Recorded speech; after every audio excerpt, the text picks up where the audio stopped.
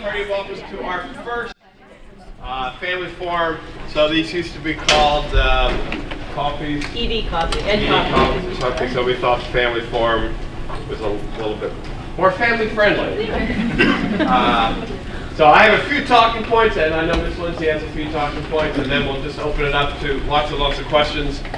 So first off, welcome to everybody to our first family forum. We're really happy to have you. We know you're all very busy. We appreciate you taking the time to come share your thoughts, your ideas, your concerns. It's very important for all of us, for me and for Ms. Lindsay, to hear what you are thinking.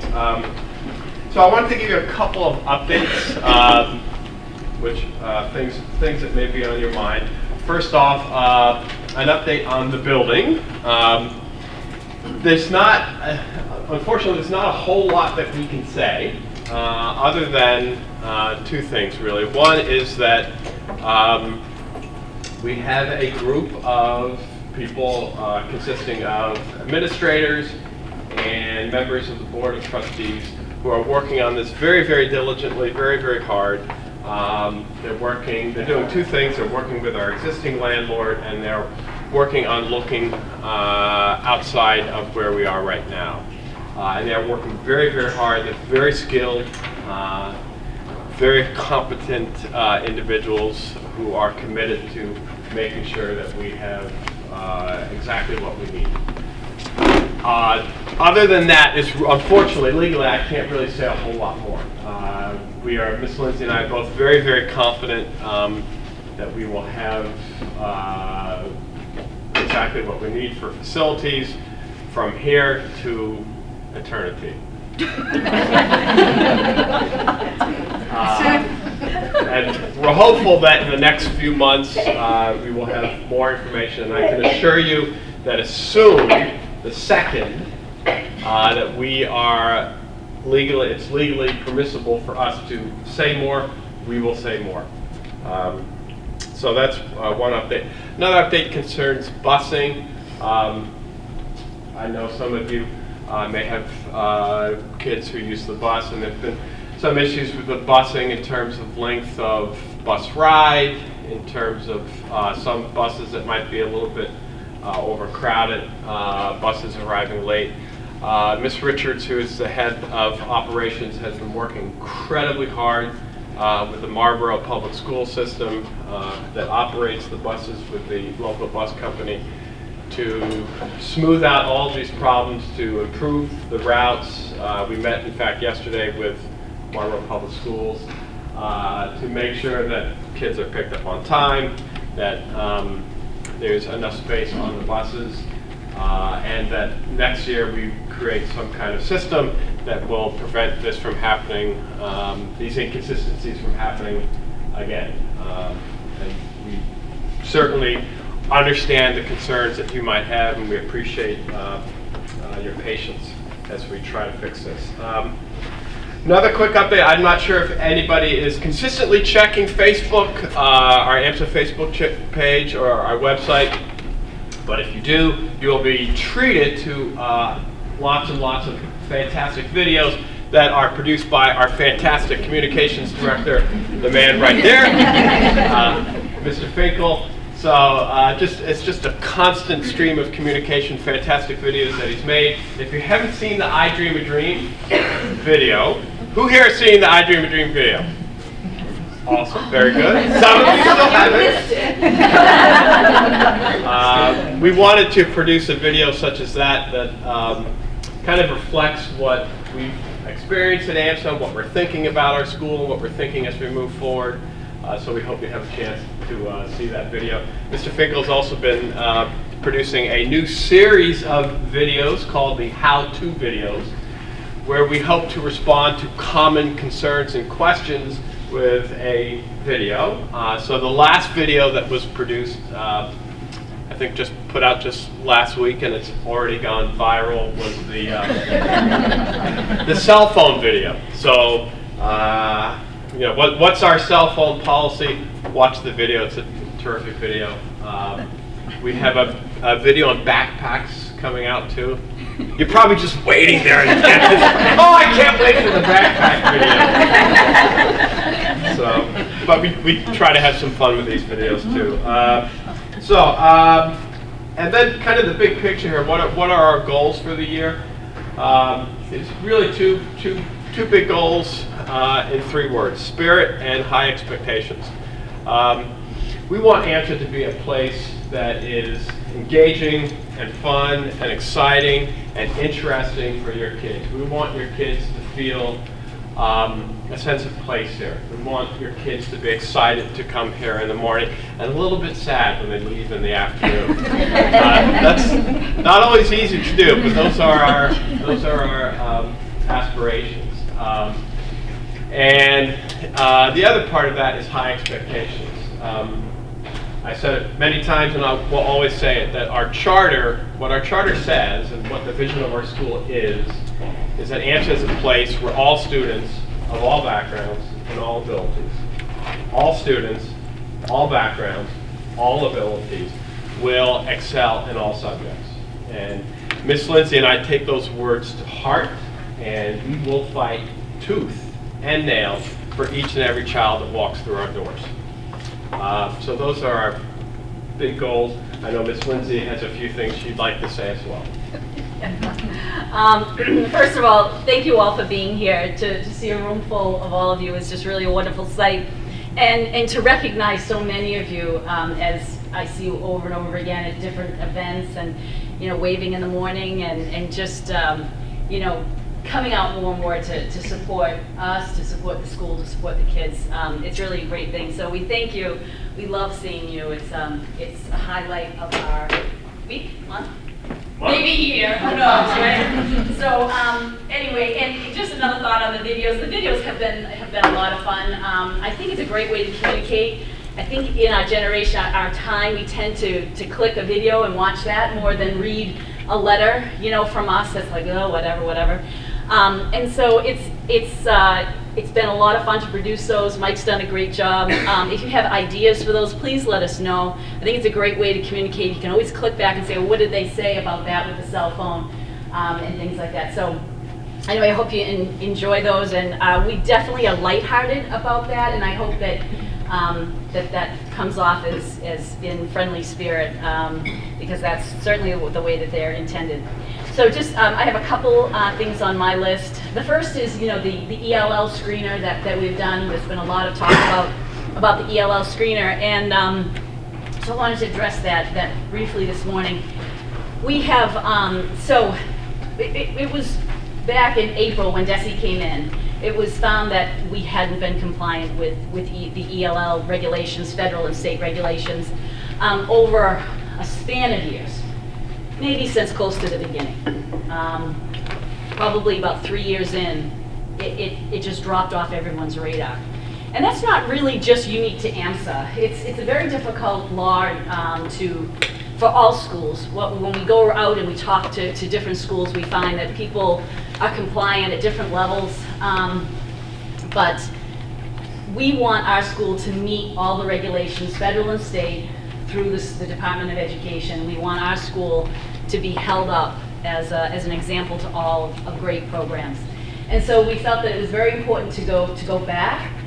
We worked, James Fryer, one of our deans, who is the ELL administrator, went back, talked to DESE, said, okay, this is where we are. We were honest, transparent, and clear. This is where we are. We need to get ourselves up to federal and state levels. What do we need to do?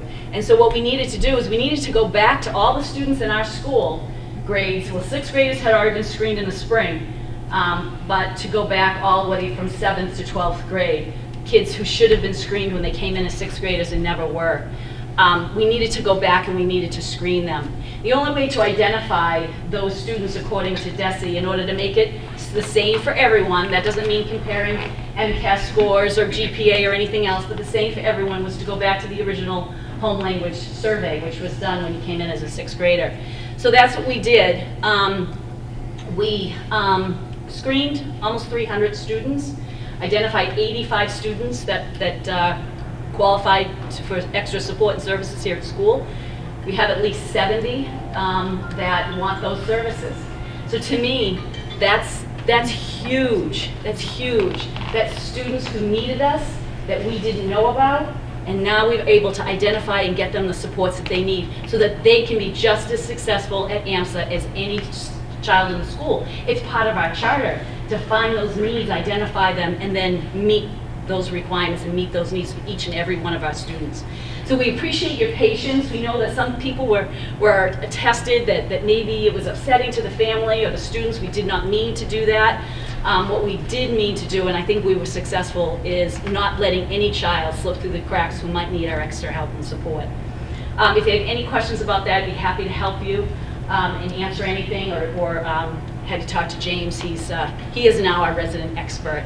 So we expect that when DESE comes to visit us in December, that we will be able to lay out our program to them and have them really see the effort, and I mean effort, all summer long, all fall, on what we have done in the ELL program to bring it up to where it needs to be. I also wanted to run quickly through the clubs. We had a community meeting on Friday, and one of the things that we did was that kids or the teacher from each club got up and talked for 30 seconds about their club when they meet and things like that, so that all the students knew what clubs are offered here at AMSA, because it's really expanded. I just want to quickly run down the names for you, just so if one jumps out, you can go home and say to your student, hey, you really should look into Bobot. But also so you can kind of get an idea of the wide range of after-school programming we have now. These, for some reason, are in alphabetical order by the neo. Yeah. Yes. I'm on a roll. Just jump. Yeah, the clubs are really, really important. So, and this fits in with our goal of creating spirit at our school. And part of that spirit, the academic part, is absolutely fundamental and important, but so too is the social part. And I really believe that those two go together. If you emphasize one, you'll lose. If you emphasize one at the expense of the other, you won't have either. We have to create a culture where our kids feel welcome, where they have friends, where they feel that they can be social with each other, where this is a place of belonging, a place that they enjoy. And these clubs are really an important part of that, that enables our kids to come together and to form friendships. Absolutely. Thank you. Sorry, we have a video where we go back and forth, and he keeps saying fantastic, and I keep saying absolutely. When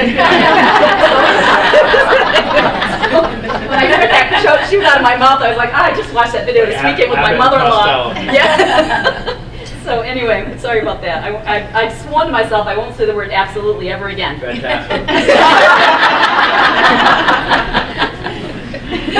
Oh boy, you can see what we do all day. Okay, so I completely agree with you on that. And you know, we had a PD on Friday afternoon. Wonderful professional development with all our teachers, all our staff, everyone here. And we talked a lot about the whole child, educating the whole child. And so obviously these clubs and things are part of that. And there were some who were like, well, what do you mean the whole child? What does that mean? And I think what we mean is not only, you know, rigorous academics, but also, you know, filling that social emotional need, especially, you know, those middle school years and those high school kids. We've got to keep them safe and busy, right? So here we go. The UNICEF Club, Programming Club. I don't have my reading glasses. Latin Club, Bow Ball, which is like a robotics thing. CG Gents, that's computer programming. Technovation, Quiz Bowl, Acapella, Drama, the GSA, Black Student Union, Middle School Girls Reading Club, National Honor Society. There's a lower school math club and a lower school girls math club. Speech and debate, Harry Potter Club, new this year. Fitness Club, Art Club, Pokemon/Trading Card Game Club, Racing Club, Ski Club, Model UN, CS Gents, Literary Magazine, Science Olympiad, Upper School Math Team Leaders for Tomorrow, French Club, Spanish Club, Freshman Math Club, Lower School Boys Reading Club, Animal Activism Club, Lower School Student Government, Upper School Student Government, and Business Club. You can see the huge range. And a lot of these were student initiated this year, so that's been a lot of fun. All right, and the last thing is just about our nurse's office. And just some kind of updates around that. So you may realize that we've combined, we used to have, well, we've had many things, but last year we had an upper school nurse up in the upper school. We had a lower school nurse on the third floor of the lower school. this year we combined them. There was a lot of reasons for that. We thought they would be more helpful if they were together, right? Helpful to each other professionally, and you know, if one has downtime, but the other one had 3 kids, they didn't know it. They're in 2 different buildings, so we thought we'd put them together. So we did. We found this wonderful, beautiful space that used to be where the homework club was and where there was AP art, and we opened that up, cleaned it up, put in flooring and painted the walls, and now they have a big space down there with the 2 of them. And it's a lovely space. The only problem is that it's so lovely that everyone wants to be down there all the time. Okay, so we've kind of gotten ourselves into a situation where the nurses are seeing close to 100 students a day. Wow. Right? And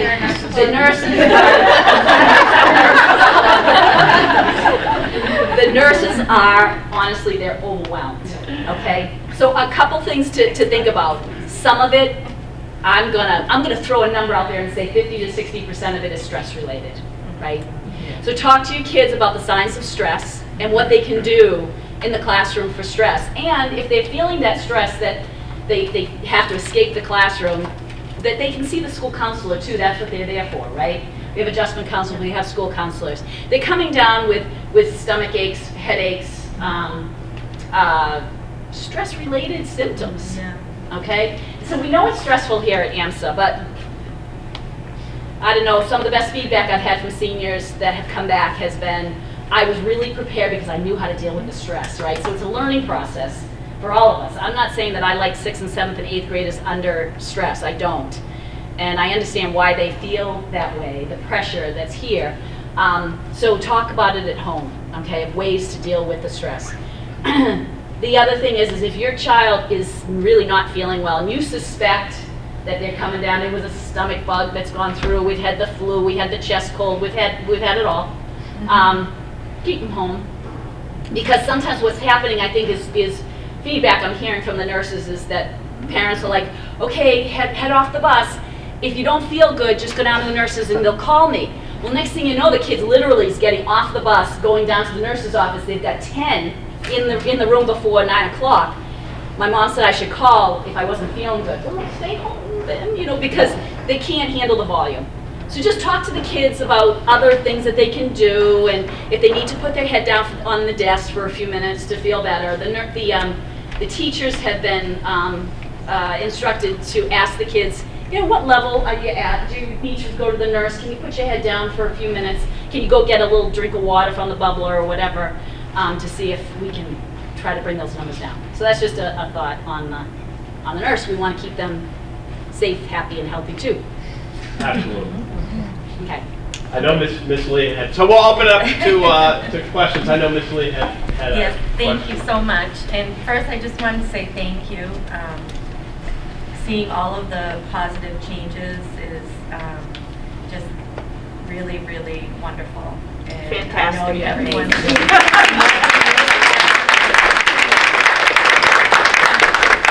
greatly appreciated, and it warms my heart, to be honest. But one of the things that I was wondering is, and this might help with the students being stressed, and you know, some of the special education students who might have some learning disabilities, and I was just wondering if how AMSA currently utilizes the positive behavioral support.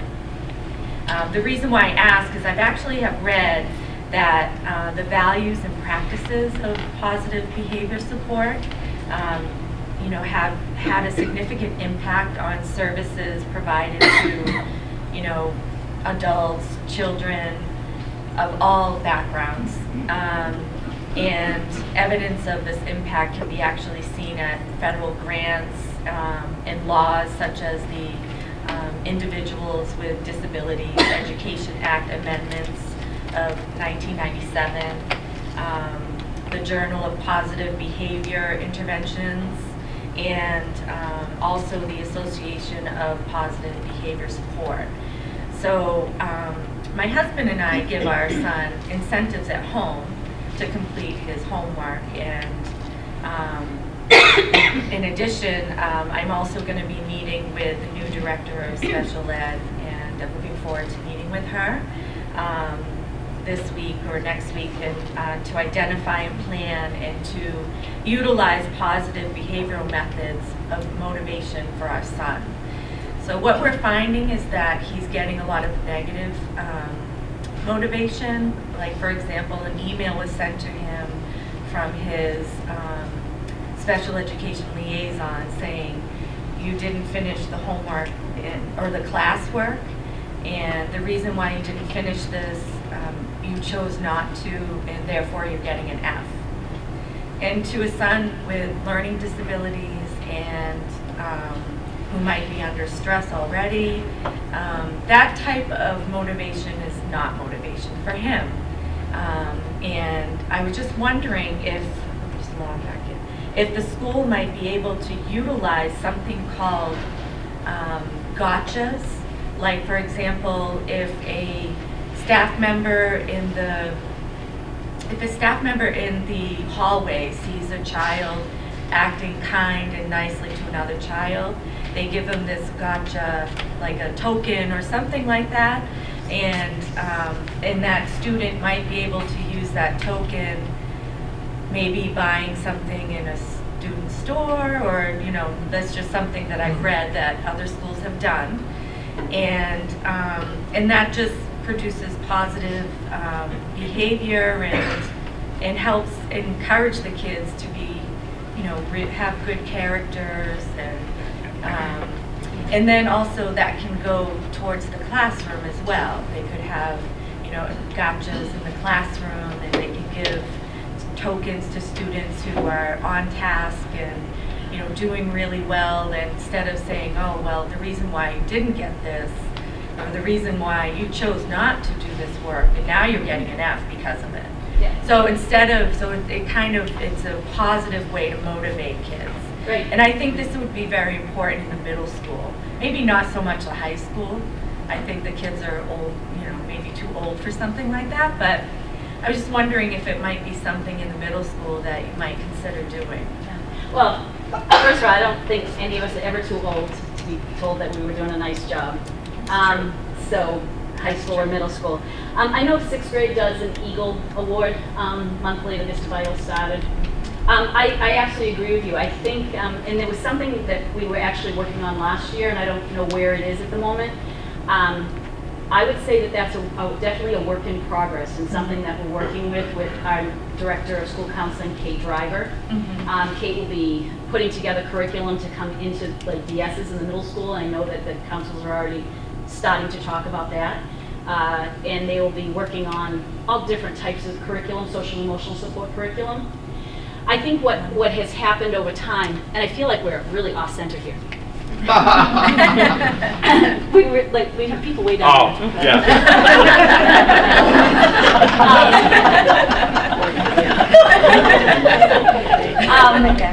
Oh, yeah. Yes, we definitely want to address, once again, the whole child in positive ways. Yeah. I am up to date on all of what you just said. Okay. From the very beginning to the end. We can talk about it afterwards. Okay. But that's something we definitely want to move forward with. At the moment, I will get that back on the agenda again. At the moment, I feel like we have so many oars in the water, right? We're trying to keep all the oars kind of going, but that is an important one. So let me put it back in the water again and see if we can start moving that forward. Well, thank you so much. I can also just a few things about teachers. So we have a new evaluation system at our school that we're implementing this year, and one of the core parts of that evaluation system has to do with the environment in the classroom. And the language of the evaluation is that it's essentially a question for the teacher and for the administrator doing the evaluation. And the question is, are you creating a positive classroom environment where mistakes are treated as opportunities to learn? I can say as a teacher myself that kind of environment is fundamental to academic growth. And you will never have strong academic growth unless you have a strong, positive environment in the classroom. The mistakes are treated as opportunities to learn, students are respected, and students are valued. If not feel valued, if a student does not feel respected and cared for, and know that you're going to work hard for them, they're not going to move academically. But when they know that you respect them and you care for them and you will fight for them and you will bring everything you've got into that classroom, you can move mountains with them. So and that's very important to us, all of us at AMSA. Thank you so much. I appreciate it. Hi, my name is Ellie, and I have a sixth grader, Reese. We live in Maynard, and I think the number of clubs that are offered here, I've never seen anything like it. It's incredible, and I agree. It builds spirit. It's an opportunity to form friendships. The issue is living in Maynard. Reese can't participate in any of the clubs because the majority of the parents work full-time in Boston, and we can't get from Boston to Marlboro. I could get from Boston to Maynard in order to meet her off the bus, a late bus. So I'm sure you've heard this before, I'm just new. So I was wondering, how have you dealt with this in the past? Are there plans to deal with it? I assume you've heard this? Right. I believe it's been mostly handled through carpooling with families, and I think we connect families. Is that right, Ann? Mm-hmm. Do you have any thoughts as our transportation director? For a late bus? Just the whole situation with the regional busing and. Well, as you know, the regional busing is a parent subsidized busing program. So the parents pay for that bus, actually. So most of the students that participate in after-school clubs and programs or athletics and live and need parent pickup will do their activity, and then they might participate in homework club if they're lower school, or they might go to media club until 6 o'clock, when most parents are able to get back here around the 6 o'clock hour. That's what some families do to handle that. Some families also carpool within their groups, and if that's something that you'd like to investigate, send me an email and I'll certainly look into that, connecting you with other people who might be in your group, your club. So there's no discussion to add a late bus? No, not at this time, no. I think it would be parent funded if it was. It would be parent funded, and I'm already paying. that bus is very expensive, and if you take the bus already from a regional district, you know what I'm referring to. So, Have you surveyed the parents to see if there's I can't hear you, I'm interest in sorry. funding? Oh, she said, have we surveyed the parents to see if. There would be support to fund a late bus. we have not to date. We barely got one bus full regionally for the morning pickup and afternoon drop-off. It seems unlikely that there would be enough interest to support a late bus. And keep in mind that the late bus would have to go to every town where the family lives to drop off. So it would be very difficult the route would have to be formed based on the families that sign up for that bus, and there would have to be enough support to pay for the bus for however time period you're asking for. And sports go different times of the year, clubs.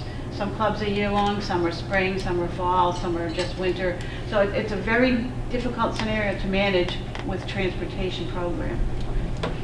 I would just recommend a survey.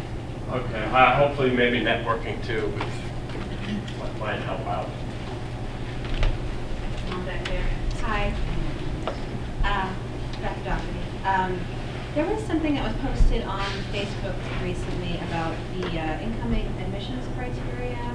And some parents were concerned about things changing potentially for siblings being grandfathered in. Can you explain what that means? Because I was just wondering about that. Do you know about that? I have some basic information about that. Sarah Snow may be our expert about that. Well, we've had a transition in the registrar's office. Linda Edwards, who's a parent of many years of ours, but also been working as a substitute teacher for many years too, applied and is now the new registrar. But the policies around sibling status, that's a state level policy and not necessarily an AMSA policy, right? So could you give us a little bit more specific information about the sibling policy and what that means, sibling status? Yeah, I think I apologize if it wasn't clear. We're trying to explain things in a very condensed way, and I think that we maybe caused some confusion about this. Nothing has changed except one thing, and that's that instead of doing at the lottery, there were 3 lotteries per grade, and they did the lottery, so they separated them out before they did the lottery, and the state said that that's not a good thing to do, because if you do that, if preference changes, if you move on the first day of school, if there's a sibling, that child now gets sibling preference, and if you've done 3 different categories before the lottery, what ends up happening is that the numbers then, the lottery number, when you put them in the same category, it's apples and oranges. So if you now have a lottery, 1 lottery per grade, so it's let's say 1 through 100, so if your preference changes, then you will be put into after the lottery, then they're put into the categories. So a 5 is always going to be closer than a 6, no matter what category you're in. So that was the thing, that was state recommended. Everything else is the same. Siblings are first, the 4 core towns are next, and then the non-residents from outside the area. Now the problem this year was that this is the first time ever that this net cap spending happened, so that students in Marlboro were affected by this. So there's tuition money that is allocated for charter schools, all charter schools, in each town. And Marlboro, we have so many students from Marlboro. It's 562 students from Marlboro here, out of our 992, that it exceeded the funding. So we're not getting paid for those students, and they're not sending that we can't have those students. So then we have to, the lottery, they're still on their number, they're still there on the wait list, but we have to skip them. And that's what happened. So it's not us, it's not even Marlboro, it's a state, they have 9% allocated, and that's it. So does that mean children from Marlboro didn't get in again? We had Although there's certain 4 towns. numbers, we actually exceeded the number we were supposed to take, because we didn't realize. But doesn't the charter say that all the core town children have to be in first before we go outside? They the do, charter? except this net cap spending is what then makes you have to skip over, because there's no funding from Marlboro to exceed a certain number of students. I know, this was a real surprise for us, and we didn't want it. Yes, sir? So you're saying you would skip a Marlboro but go to another core town? Yes. I guess they Yeah, so the state limits the number of students we can take from within Marlboro. Now, when it Why- changed, Then shouldn't the charter change then, because it's not? it's not the charter, it's the state. It's the state level Yeah, it's the funding. level. regulations. Oh, Yeah. right, okay. Yeah, So it doesn't have anything to do with the. We're in the process of really trying to improve our registrar's office and our enrollment process. So we've hired a new registrar. We've modified our enrollment policy to make it much more in accordance with these regulations. And clarify it. And try to clarify it, and trying to improve our website too. And we hope that these changes that are taking place will create a much clearer sense of how enrollment happens at AMSA. And we also hope that the registrar's office becomes much more transparent and communicative with, not only with the school, but with parents as well. Excuse me, so Dr. that- Lewis, I think there's just one more thing before I Oh, sure, sit yep. down. And that's, I think some parents, there were some emails, and I think parents thought that the charter was being changed, or we were going against it, or this was something that AMSA came up with, and it is not. We're trying to just comply, and I want you to know that the preferences are still the same. The only difference is this net cap spending for Marlboro, but it changes every year, so in January, we'll know what the impact is. So it's something that changes from year to year. Could I ask a question? Could that impact next year's admissions for Marlboro students? Yes, it could. Yes. So how could that impact? I mean, does that mean siblings from Marlboro may not get in? Siblings are exempt.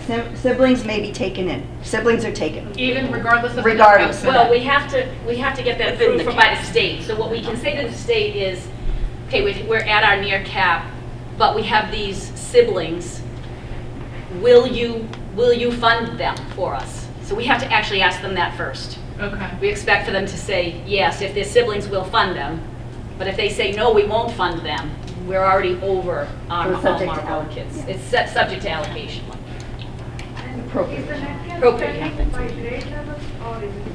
It's cumulative. A whole school. Yeah. Yeah, it's the first time it's ever happened, and we'll find out in January what our number of Marlboro students, how much, what number that's going to be. So in January, the children who got left behind this year from Marlborough, all the core towns, will they be able to get back in or not? We'll have, if it would be for the next school year. The only thing that, the only movement in enrollment right now for the rest of the school year will be if a student withdraws, we have to backfill.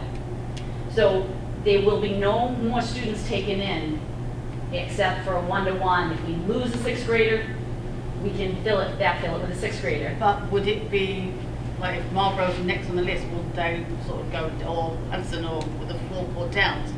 So the core town children, will they miss out? Because we've got no more funding from We have no more Marlborough funding for anymore. Marlboro kids, so Right. then we'd go to the other 4 towns. So, okay, so none of the Marlborough kids now will get in numbers then? Except siblings. But you're over-enrolled right now. And we're over enrolled, but we So- went to Dees and we sat with them and we have to backfill. Oh, you just have. Yeah, We have to that's- backfill. we're 25 students over our enrollment cap, and we've actually asked the Department of Education if we wouldn't have to backfill, which means we have to replace a student who leaves a particular grade with a student in that grade, which could help with our enrollment. But they informed us that though we are over enrolled and we do not receive any tuition reimbursement for those students, we still have to backfill. So the state really likes to kind of hit us over the head in numerous ways. One question on the backfill, if it's a sibling, let's say in 7th or 8th grade, would they still be able to, from Marlboro, would they be able to come in because of the sibling Sarah's status? saying yes, but we'd have to ask about appropriations from Okay. the state. All right, just clarification there. I'm sorry. It's a bit of a lighter note, so I apologize. This may not be super serious, but it's very important to me. My son is a freshman, brand new, loves it. Great. Academically, I'm interested in the social part and just making sure, like I got the dance on his calendar, he doesn't seek those things out. And I told him I was coming to coffee hour and I was gonna find out where it was and just try to build that social. I mean, I'm not saying academics are super important in my family, but I feel like because it's been so important, it's all he's focused on. You know, he's picked out his college. Right. So I'm like, I want a prom. I'm willing to like volunteer and do all those things because I feel like you go to high school once. PTO. You know, You want to so know about, the homecoming dance is the 14th. where is it? It is, it's Hudson Boys and Girls Club. You'll be getting an email today or tomorrow, and the tickets will go on sale next week for 3 days at lunchtime. And, so if he's 9th grade, he's homecoming. The lower school has Halloween dance the next week. Great. And it's a ton of fun. Last year, I don't know how many students are in the high school, but we had like 290 students come to it. It's a very, very well attended, a very fun dance. It is semi-formal. Oh, it is? Yeah. It's Oh, look semi-formal. The freshman? Yeah. Is it just freshmen or is it the whole No, high it's school? 9 through 12.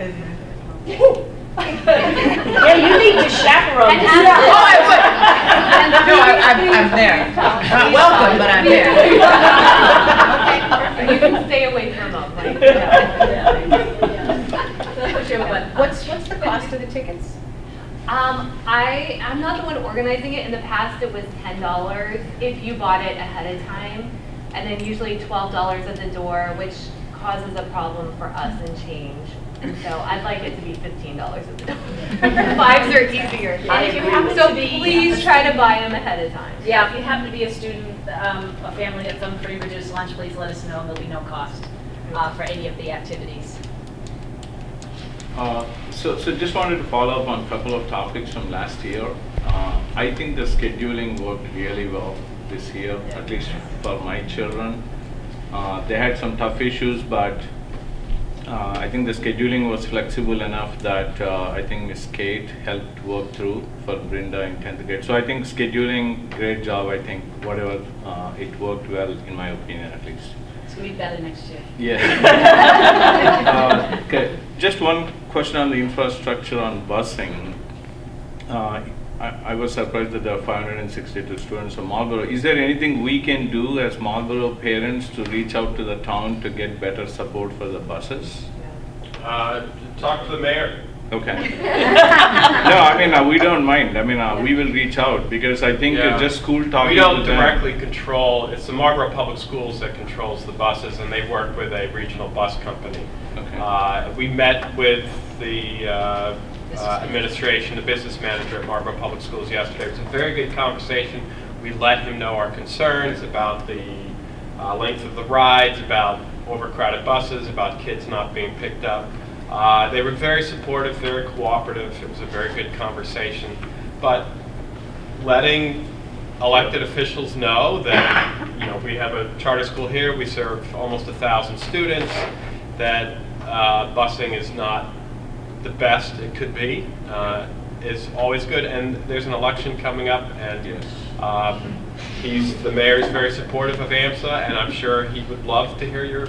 Yeah. No, I mean, I was going to point out, last mayoral election, the win was only 300 votes. So if there are enough residents in Marlboro who reach out, we will get better bus support next year. Because I do notice that compared to Whitcomb versus AMSA, they are in the bus a lot longer. So I think clearly busing could use more resources. So I will definitely be reaching out during the election season. So if anybody else wants to, that would be Great. Is it mayor or superintendent that would be more directly? We met with the business manager, Marlboro Public Schools. But with does the superintendent supposed to have anything to do with that as well, or?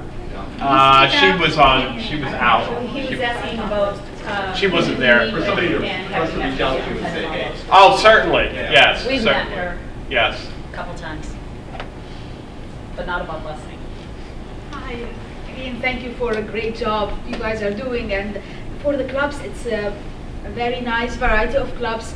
I have a middle schooler and a high schooler. The high schooler actually is, wish to sign up for more, but they keep conflicting because they are on the same day. For middle school, we're not clear. The ones that don't say lower school, are they only for high schoolers, or does it mean that middle schoolers can join as well, like UNICEF or Model UN? Are those for middle and high school, or just high school? And do you know?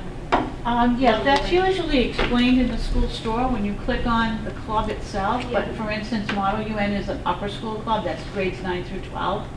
Middle school or lower school is all grades 6 through 8. And then some of them will say all school, it's all grades, like Leaders of Tomorrow, for instance. Drama. Right. Okay. Yeah, many of them don't write anything, so we weren't clear if it's not mentioning anything, it means it's for everyone.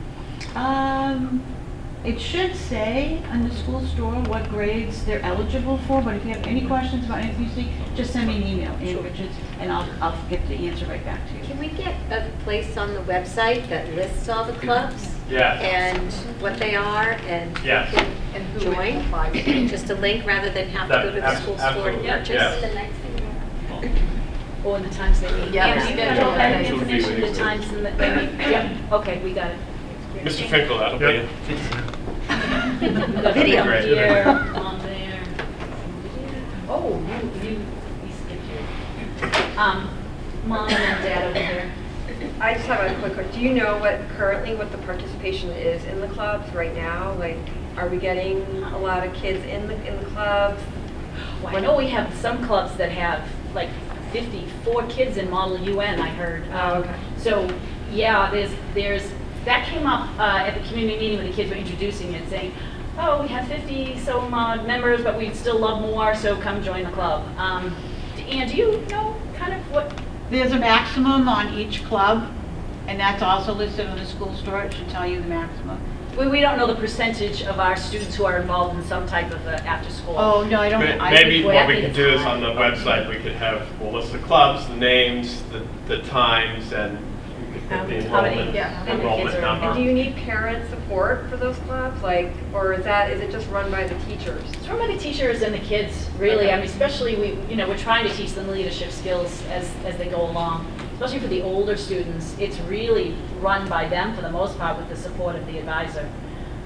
But, you know, I know that like for some of the field trips and like Quiz Bowl, the parents, you know, go and help and things like that. So I think there's some opportunities there. I think that there's been a lot less opportunities for parents in the past to get involved on a club level, or even just like a welcome, come on in level, like you can come through the doors and we want you to. So, you know, that's a culture shift that we want to make that we haven't completely addressed yet. We just hope that through things like this, you get the feeling that we want you involved and feel free, the school is yours too, we're all part of the same AMSA community and family. Yeah, I'm sure the teachers of these clubs, like such as the UN Club, which is run by Ms. Murphy, these are large clubs with lots of kids who are very excited, very interested. I'm sure they would love to have parental help and support. So when we'll get that list up on our website. We'll have the teachers' names attached, and please do reach out and ask the teacher. You might want to have a query what form help. attached as well, so that if people or if parents are interested, they can get those submitted. Yeah, there's a query form available. It's on the website, right, Heidi? I don't know, I'm not sure if it's on there. It used to be. I'll check and make sure that it's on there, and then we connect that link, because we do need the query forms. They go into Virginia Burke, who is in the front office in HR. Also have a suggestion on how to deal with the nurses problem in the morning. Okay. Allow parents to excuse an absence of one day, because I think that why some parents tell their kids go to the nurse in the morning is because they can't afford to go to the doctor and get a doctor's note. Well, they got 15 free days of unexcused absences. That's no penalty at all. Which you may need at any time, and you can't just go and use up. Yep. It's a resource that you need to be very careful with. Okay. So the easiest way to deal with that for parents is just to tell the kid, go to the nurse in the morning. I gotcha. Okay, that's interesting feedback. Okay, I'll take that. Hi, my name is Donna. I have a student in 6th grade, Ryan. And so my question is, and I'm thinking that maybe I'm just not getting it.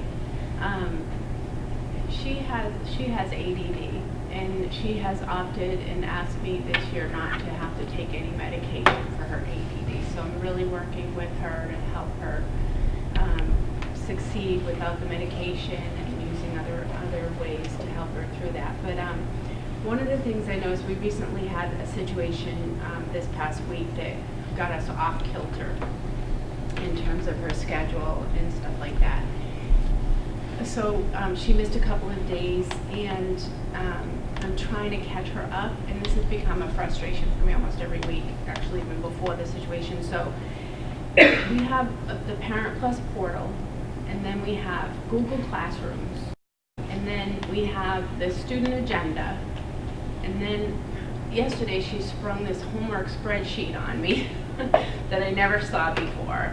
And for the most part, I would have to say that they never all match 100%. Yeah, I agree. So This is I'm my son's got the always same problem. struggling with my child who is disorganized and trying to empower her and help her be organized, but there's just too many places to communicate and to see what's going on. And I just wanted to know if there's any conversation, and I'm so glad to hear the parents because I really thought I was just a dummy. No, And I was like, many. can this not be streamlined into just the portal? Seems to be like awesome, like everything is there. Let me ask you a question. Does Everything. so the goal that we had a training this year on Plus portals and how we use Plus portals, and the goal is that wherever else homework is, and it could be in Google Classroom, the listing of the homework has to be in Plus portals. So my question for you is of all of those various places, the agenda, Google Classroom, Plus portals, is Plus portals the most consistent and accurate of those? Well, I wouldn't know because they're not the same. So I don't know if Google Classrooms is more accurate than Plus Portal or not. And her agenda is just like waste. For teachers that use Google Classroom, are they also posting on Plus portal? No, If all they had to do was they had to put a banner up that said, "Please see Google Classroom." Yes, right. Right. Because And it's some just- teachers use Google Classroom and some don't. And it would just be so much if I could just put it out there. I mean, I'm kind of in the mood anyway, but week, but I'm I saw your email last saying- night. I'm just saying that if we just had this portal that has attendance, it has grades, it has assignments, it has a way to communicate, it has everything you could possibly ask for, then why can we not have the other things? It's, you know. So it's interesting, but different modes of communication appeal to different people, right? There's some students who are completely dependent on that paper agenda that's in front of them. Some that really like to use Portal. And I know the teachers created that homework grid as another way, as another what they were hoping was going to be a help to families and to themselves to communicate what assignments were due, because they can all see that, so they know if there's 4 tests scheduled for the same day. And so we, you know, there's been some thought of wanting to, you know, make sure things are spaced out a little bit better too, and that's a way that they can see that across the board. So all of these different methods have come about in the hope of communicating more and more, and being more and more transparent about things, but perhaps it's gotten confusing. So my email back to you this morning that I haven't written yet was, if you feel confused and frustrated like that, please reach out to the school counselor, right? Because she's the person that kind of can collect all that information and clarify things for you.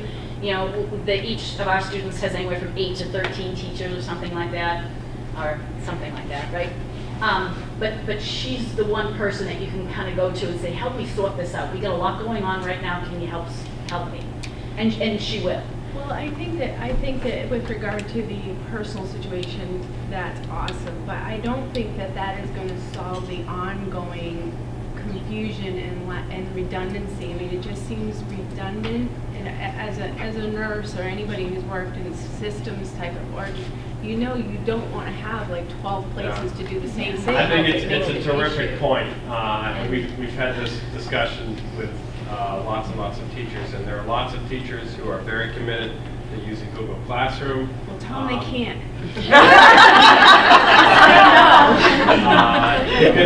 Because it's a terrific platform, and then there's lots of old-fashioned people like myself who I just use Plus Portals.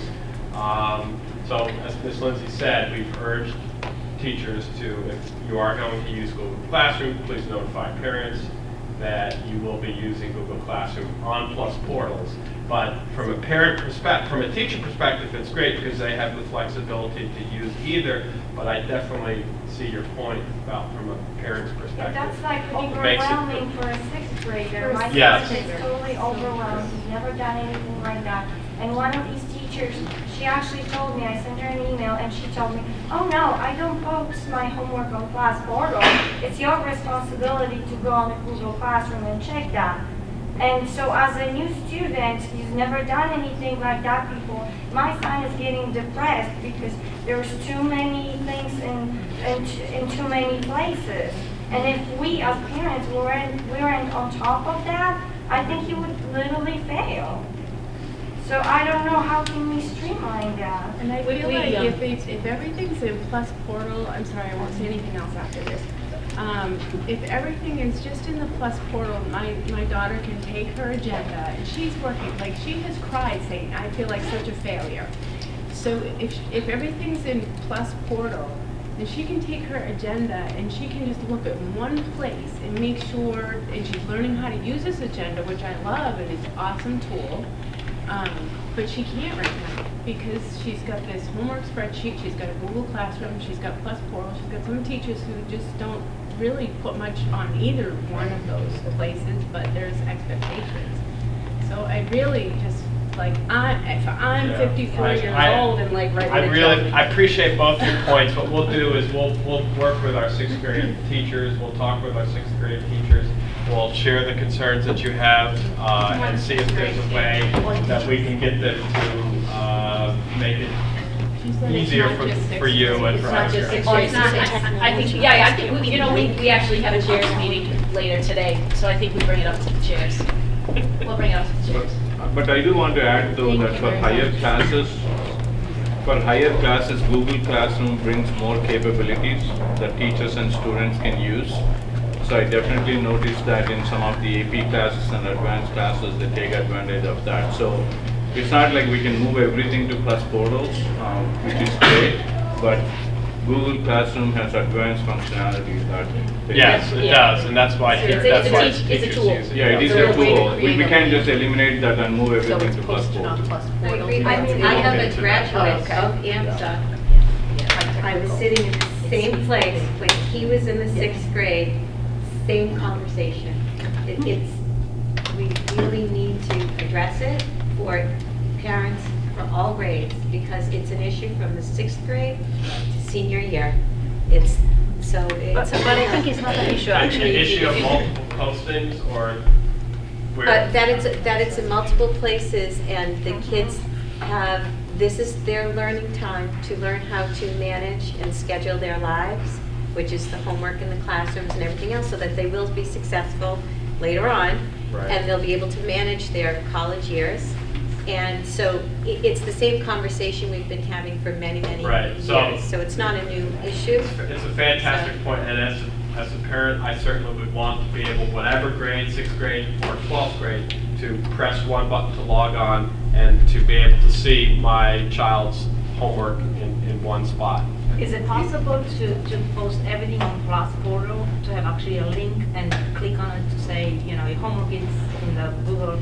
Well, that's what we've talked about with teachers. So we've lots of teachers are very, very committed to Google Classroom for the reasons you suggested. So we've told parents to please place in Plus Portals a notice that says all your homework is going to be posted in Google Classroom. Most of the teachers actually do send an email saying your homework is on Google Classroom and is due on such and such. So they're very clear. I don't know, for my daughter at least. But I think it would be an easier way of just putting everything on Plus Portal and link it. I mean, I know it's going to be a lot more work for the teachers to do so, but if it's an easier way to help. Well, we'll dig into this with our teachers and with our department heads and see if we can't get a better grip on this. I had a couple of feedback on that real quick. So my son's in 7th grade now, he has ADHD. We had mixed experience last year with Plus Portal and Google Classrooms. One of the problems is that there's no system of like what's the main thing to look at, what's the list? And so when he started 6th grade, there was a bunch of lists like people were describing. What we've seen works is, well, one, talking to the teacher. We found last year that teachers just didn't know how to use Plus Portal. Like they literally did not know how to put homework in. And we sat down and showed how one teacher was doing it, and that teacher started to do it about midway through the year, and it completely changed the experience in that class. So that was something that I probably shouldn't have had to do, but it helped totally. And so I think training and making sure that they know how to do it. We've also seen that if they use Plus Portal, which has all the grades, so if you have the list of assignments and you're checking scores against that list of assignments, it works great if that is, here's the assignment, and then it links off to Google Classroom. That seems to work great too, so we're seeing that experience this year, and as long as Plus Portal is the list of here's the things to do, I don't need the assignment in Plus Portal. I don't, as long as it says go check, you know, and all the information is going to be in Google Classroom, but as long as you know that here's the thing that's going to have to be done, and just the system, the record of what's the list is the primary thing. Also, one of the other problems is that Google Classroom has no parent view. And so I don't have any way to double check. My son has ADHD, like I said, and I don't want to do it for him, but I also want to be aware so I can say, hey, did you check the XYZ? And so there's no way to look at it until I log in as him, which is, that's terrible. Your point about the training is very well taken. There was minimal, if non-existent training last year. So we did have a training during orientation week. This year we certainly need more training for Plus Portals, without question. The point about the link to Google Classroom is very well taken too. I know some teachers do send out invites to give parents the option of joining the Google Classroom. And so if you have a teacher who uses Google Classroom, you might wish to, you certainly need to address this broader issue, but in the meantime, you might wish to address that teacher so that to ask for an invite. Would you be like a student then? Like you kind Well, of they can invite you into that classroom. So I know, for example, Ms. Bowen uses Google Classroom, and she will send out an invite to parents so that you can see everything that is posted. So we need to address Gmail it. account though for that? Yeah. That's the whole thing with the Google. Yeah. If you have anything other than Gmail, you have to create a Gmail account to get access for you. I think you can log in as something else too, I think. It's just Google username. It doesn't have to be Gmail. I belong to the Google Calendar and I don't have a Gmail account. Yeah, I think you can be something else. You don't have to be a Gmail, I don't think. But How about these two? Right. Yep. Hi, Dr. Lewis and Ms. Lindsay. Just want to thank you for creating a positive and welcoming environment for parents. I've been a long-time parent here, 8 years. And I have to say, I enjoyed the videos. I enjoyed the skits that you guys put together also. I don't golf. Changes the vibe. What? I don't golf, by the way. And it just feels more positive here. It feels more hopeful. Every year I'm hopeful, but I've been through so many admins, so I just want to thank you though for that. Thank you. I did have a couple of questions. Could you speak up?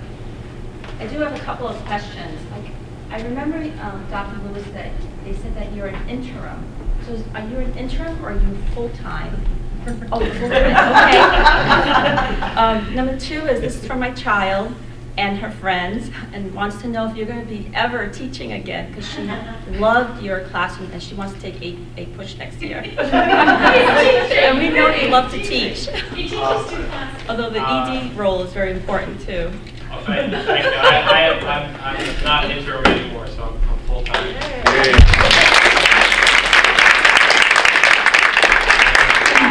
I teach 2 classes, so right now, yes. Honors U.S. History. Miss Murphy is teaching the AP U.S. History. It's a challenge to have both jobs, but on the other hand, it gives me a very unique perspective. As a teacher, I see what is happening in the classroom. I see what is happening with Plus Portals. I see what's happening with the kids. I don't lose sight of what is the most important thing that we do in our school, which is the teaching part. It keeps me very grounded. Also keeps me happy. Last question. I don't get to the school very often, but when I came in last week, or during Parents' Week, I saw the big sign about, the renting and leasing. Can you say a little bit about how that's going in terms of the, looking for a new building, and when do we have to be out, and are we going to be in the Marlboro area? Or, things are going to look very different next fall. So. Yeah. So we talked about that a little bit at the start. Unfortunately, there's not a whole lot I can say. The landlord put that sign up kind of to poke at us a little bit. He likes to do that. It doesn't really have any substantial impact. We're working with the landlord right now. Our Board of Trustees is working with them. We have a team of administrators and members of the board who are exploring our options. Top-notch folks, very hardworking, very dedicated, and I wish I could say so much more. I really can't.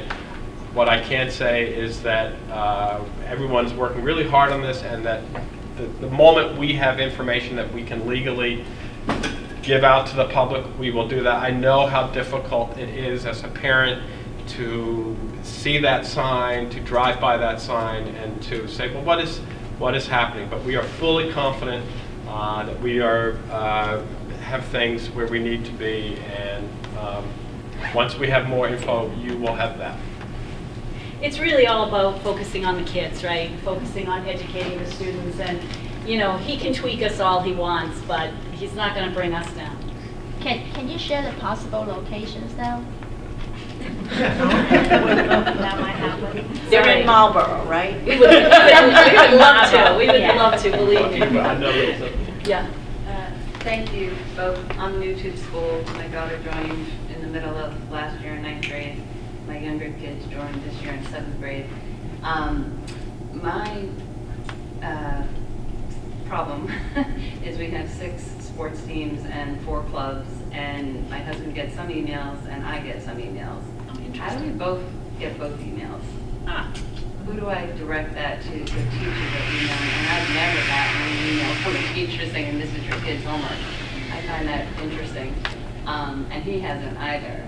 So is there one person to contact, or do I go out to? You know, it's interesting. So I discovered some things this year about email. I had a parent who had change of email address, and so she said, well, I got this email, wrong email address, so we changed it. And then she'd get another email from the nurse's office, and she's like, well, it went to my old email address and we changed it. And what I found out was that there's a Blackboard email address, and that's what Mike Finkel uses to send out a lot of the alerts. But there's a Redeker one that is different, doesn't seem connected to his, and then I just found out that the nurses doesn't seem connected either.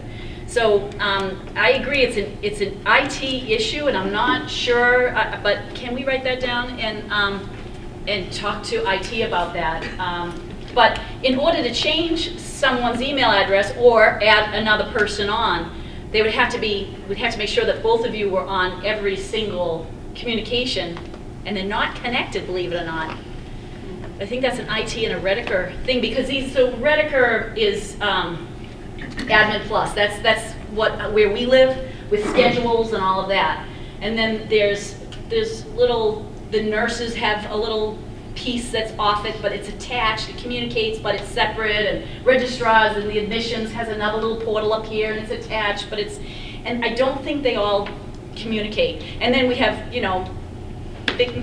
Mr. Finkel Productions over there, and he's on a completely different Blackboard that sends out alerts and the weekly AMSA update, which I hope that you're all looking at, and because he's done an absolutely fantastic job.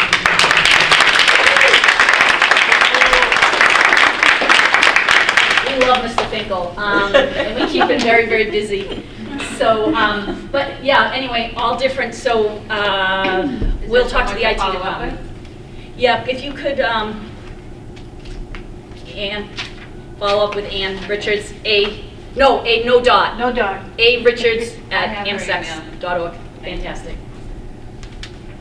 Hi, I'm Stacy Marmer. I have 2 daughters that attend AMSA. One is in 7th grade and the other is in 10th grade. I have a quick question on clubs. My 7th grader went to the community meeting where they described all the different clubs, and there was one club that involved volunteer work. And she goes, that's the club I'm interested in, Mom, but I'm in 7th grade, I can't join. Is that true? I thought Leaders for Tomorrow was all grades. Leaders for Tomorrow, isn't that all grades? All grades. Leaders for Tomorrow is all grades. Leaders for Tomorrow is all grades. She misunderstood that. Okay, Mr. Vital. I will relay that to her. Okay. My next question or thought is I was very surprised when you indicated the number of students who are visiting the nurse for stress-related issues.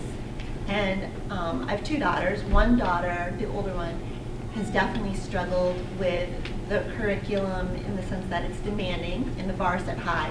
And I think it's great that it is demanding and that the bar is set high. I think it's going to prepare her in the future. But she feels very alone in her struggle. She feels like she's the only one. And we work with her and help her manage it, and she's growing. But is there a way to incorporate in the curriculum strategies for all the students? And is there a way to incorporate in the curriculum a way that they don't feel alone in their struggle and understand that it's part of the process and that they're going to grow? Absolutely, and well, I said it again. Sorry, gee whiz. Okay, yes, definitely, and from someone who comes from a counseling background, that's very, very important to me. And when we hired our new director of school counseling, that was one of the interview criteria was, are you able to create social emotional curriculum that can be delivered to the whole school? And so that's definitely something we're working on. It's easier to do in the middle school because they have DFs, right? And the school counselors can push right into H block and work with the students, and I know they're going to start to do that. A little trickier when it gets to be the high school.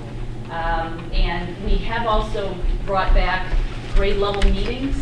So each quarter they're going to meet together as a grade level with their grade level advisor, talk about different topics, and we may be able to push into some of those.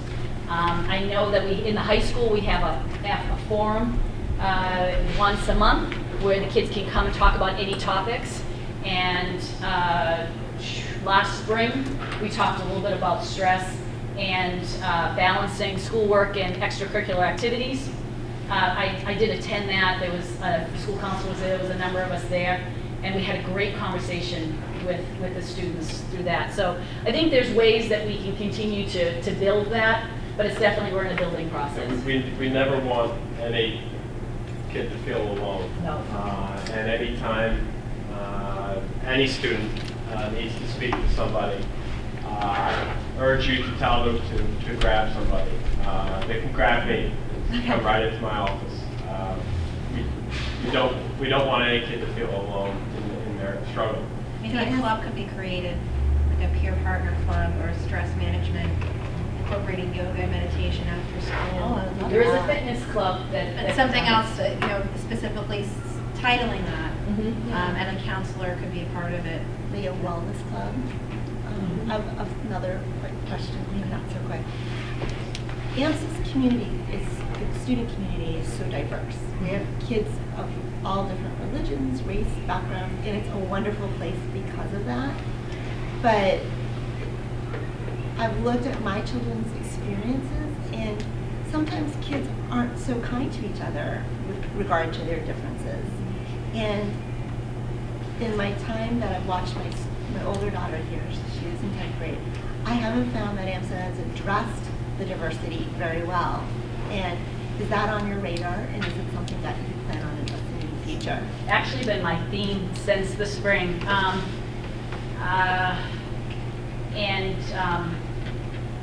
There is a video out there of me addressing grade level. I met with the first week of school.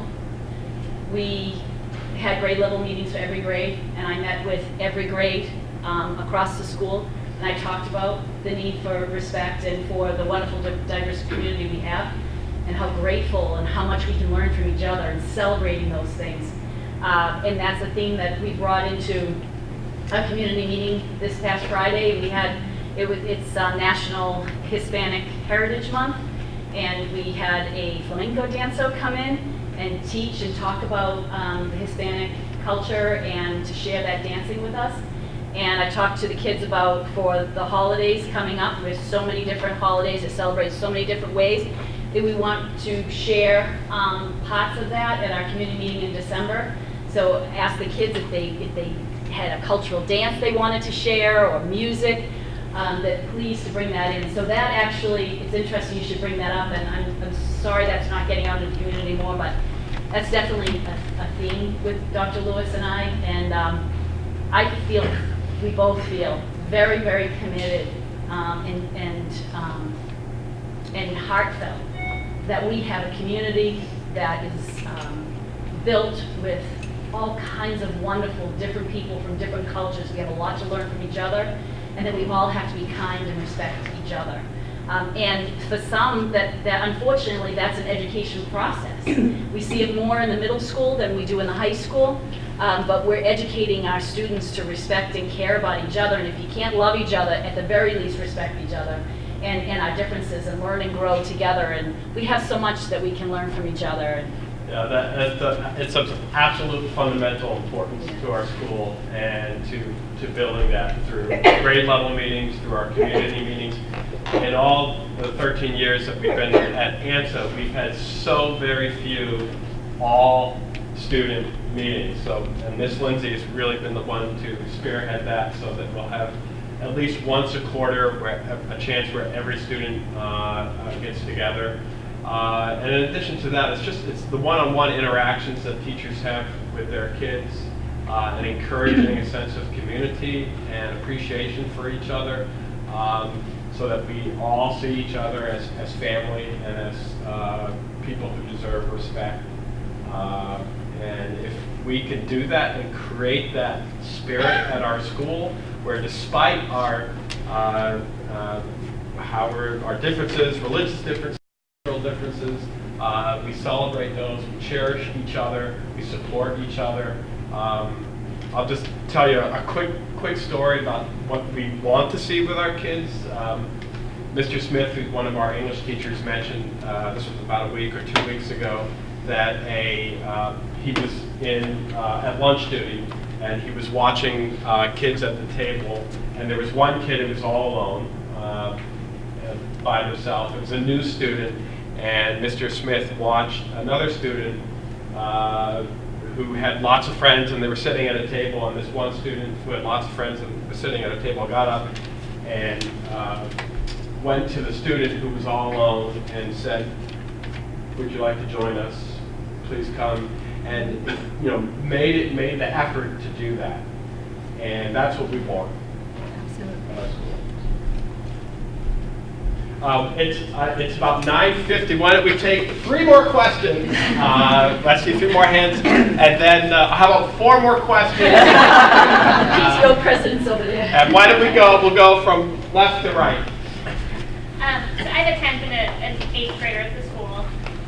At back to school night, I noticed that my 10th grader in particular, some of her class sizes are getting really large. I believe one of her teachers commented that she had 28 students in her classroom. I also believe it was one of her honors classes. Maybe that's why it's an elective. But can you tell me what should we expect in that teacher-parent ratio? What grade was that? 10th grade. That 10 surprises me. What class is that? I believe it was her French class. Oh. And then her math class was fairly large as well. We worked very hard to keep our class sizes down, so that a size 28 class is not optimal at all. The class sizes at the high school level should be 23, 22. That's what we've certainly striven for. I know there are some classes that have a higher level. There are some lower school biology classes that have a higher level of students, and we've helped the teacher by supplying a lab assistant in those classes. But 28 is not a good number. I think that's a combination class of CP honors. No, it's not. And there is some background on that, but yeah, it's not typical. This parent has some insight into Yeah, that. I believe my daughter's in that class, and it's honors French. There are 28 kids in the class. My understanding is that CP French, there's only 8 kids in the CP French class. And what's happening is that the teacher is trying to get some of the kids in honors French to move down to CP French. And No, she's going to teach. She's going to differentiate that one. There is a conversation. I mean, kind of on the peripheral of that. But, I mean, if you want to take honors French, you should be able to take honors French, and there shouldn't be pressure put on kids to move down to CP French. It wouldn't be run as a CP French. A lot of our languages, because some of them are smaller, are run APs. They're run honors CP, which is, of course, when you go to a college class, you're going to have the teachers differentiating the education too. And so I don't know where that's left off, but I can check with Ms. Preston, who's the language department chair.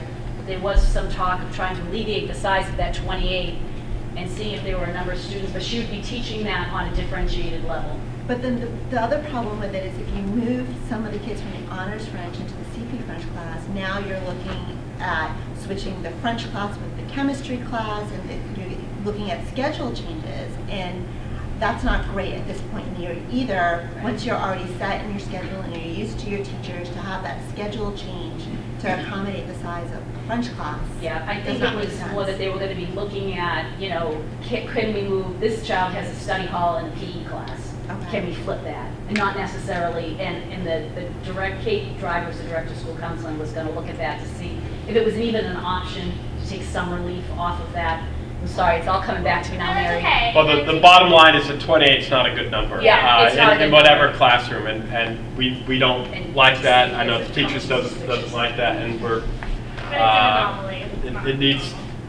We tried to, and I think we generally did have a schedule that was much better in terms of class sizes, but there are some which we don't like, and we certainly want to do better.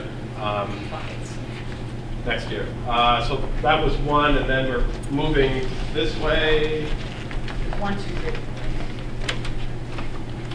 Sure. Hi, my name's Donna, and I have a son in 7th and a son in 10th grade, and I just have a quick follow-up question regarding the clubs.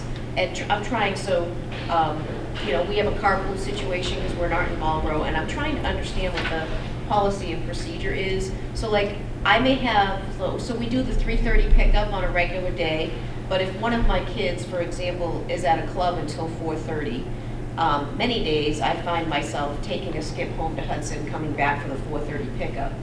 I know, I have a friend, if my 2 kids have a conflict, they go to Hudson High, they just wait in the cafeteria and tell them I'm not making the 2 pickups.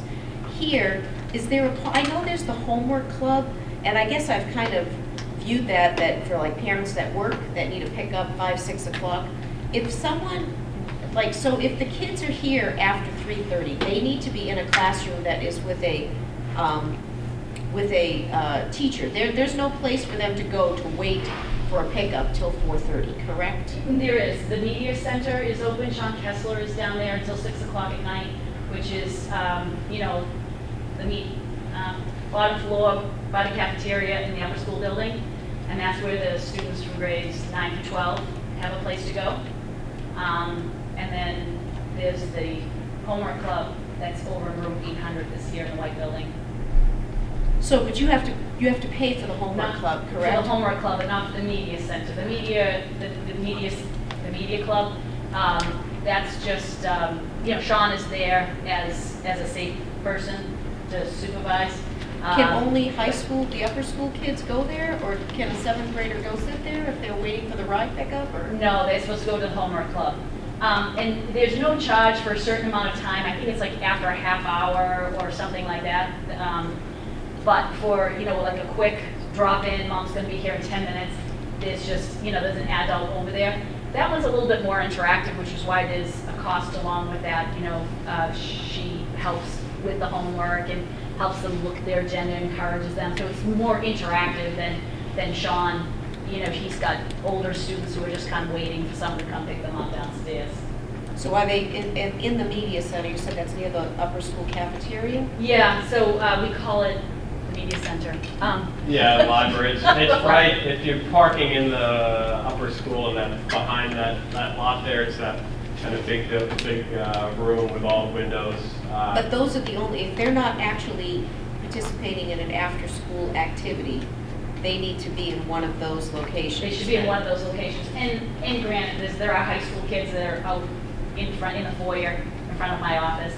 But I'm there anyway, so I'll go out and ask them how they're doing and whatnot. They may not be down there, and I'll say, you waiting for a ride? Yeah, my mom will be here in 10 minutes. Okay, great.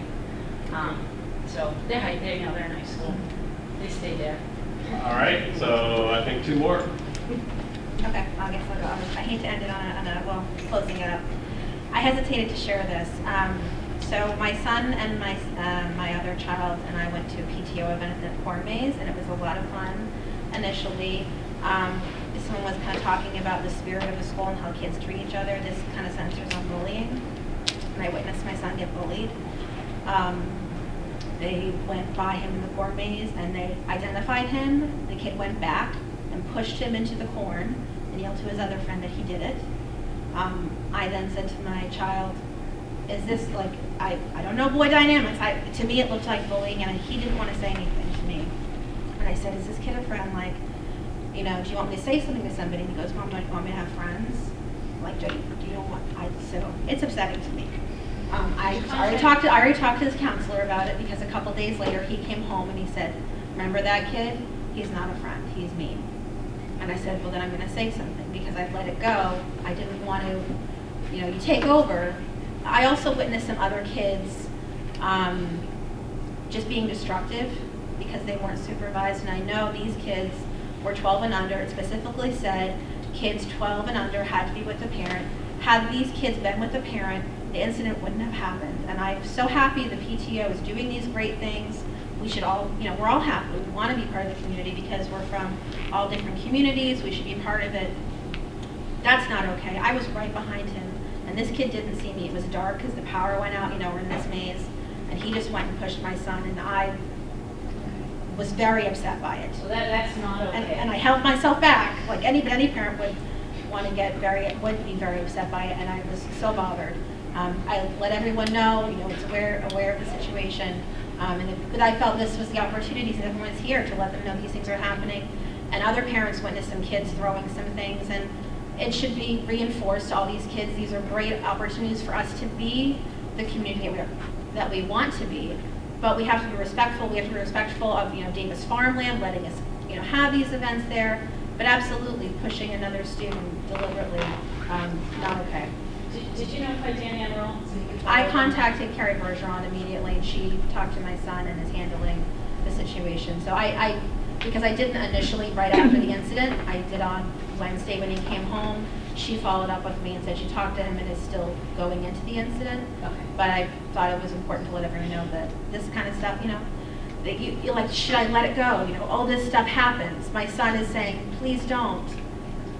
But if we let it go, then we don't know. And that's why I kind of let him sit with it for a couple days, but I was waiting for him because I knew he would tell me, and it felt wrong to me. It wasn't just kids playing around. Sure, it is wrong. Bullying is unacceptable, whether it's verbal bullying, online bullying, physical bullying, completely unacceptable at our school.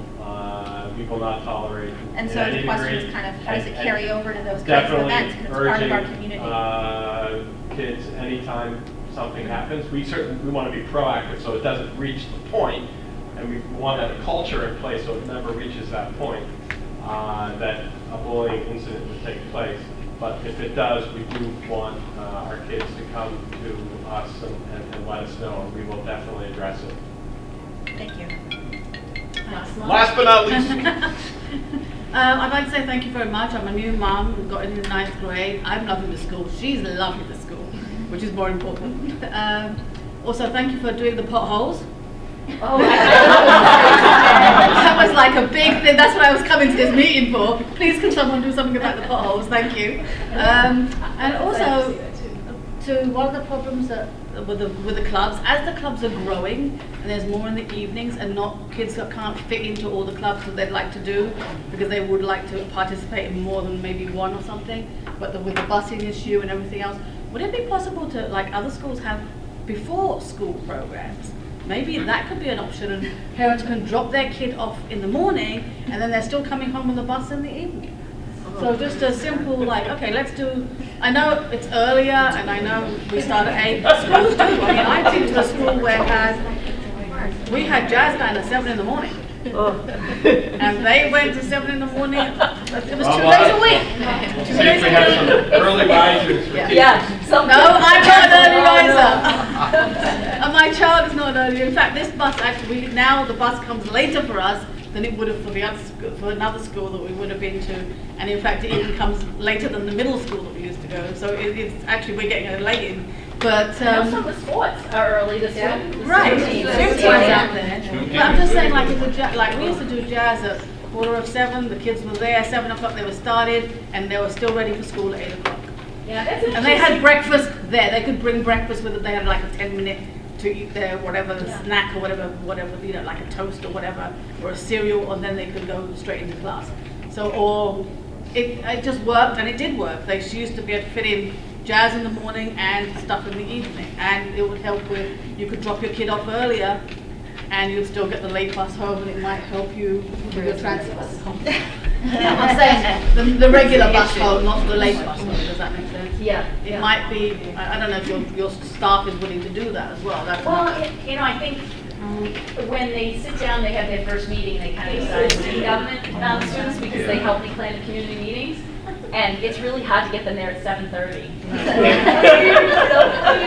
So it depends. I think it depends on how much they want to do something. Yeah. I know mine used to love getting up. Don't get me wrong. In the winter it was a struggle to get up, but at the end of it, when you have that performance, it's you. The swim team has 6:20 a.m. and all of them show up at in Worcester. That's awesome. From AMSA. They show up 6:20 a.m. Yeah, the swim people are definitely